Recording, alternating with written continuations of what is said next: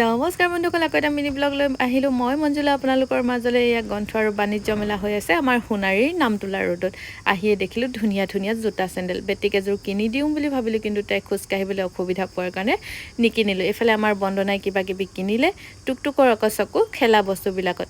গ্ৰন্থমেলা বুলি কৈছে, কিন্তু কিতাপৰ দোকান এখন আৰু কিতাপৰ সংখ্যাত তেনেই নগণ্য। দেখিছেনে এইডাল, দেখিছেনে সাপডাল মই কেনেকৈ ধৰি আছোঁ। মোৰ আকৌ এইবোৰ বস্তুলৈ একেবাৰে ভয় নালাগে, মানে পুতলা সাপৰ কথা কৈছোঁ। এয়া বাচন বৰ্তন দেখিছেনে ইমান ধুনীয়া ধুনীয়া।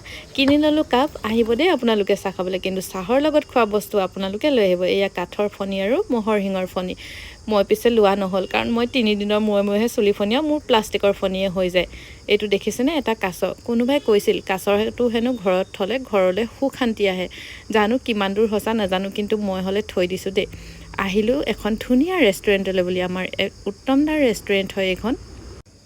পকেটত নাই ধন, ভাল ভাল বস্তু খোৱাৰ মন।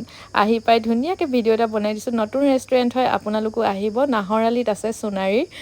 এইফালে ধুনীয়াকৈ সিহঁতি খেলি আছে, দেখিছেনে। বস্তু অৰ্ডাৰ কৰি দিলোঁ আমি খাবলৈ।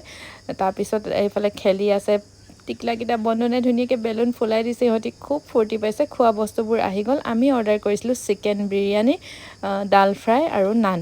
চিকেন বিৰিয়ানীৰ লগত আকৌ কণী এটা ফ্ৰী দিয়ে। ইমান ভাল পাওঁ সেইটো কথাতে, জানেনে কেলেনো দিয়ে জানো, সেইটো কথা মই আজিলৈকে গম নাপালোঁ। আচলতে অফাৰ দিয়ে চাগে।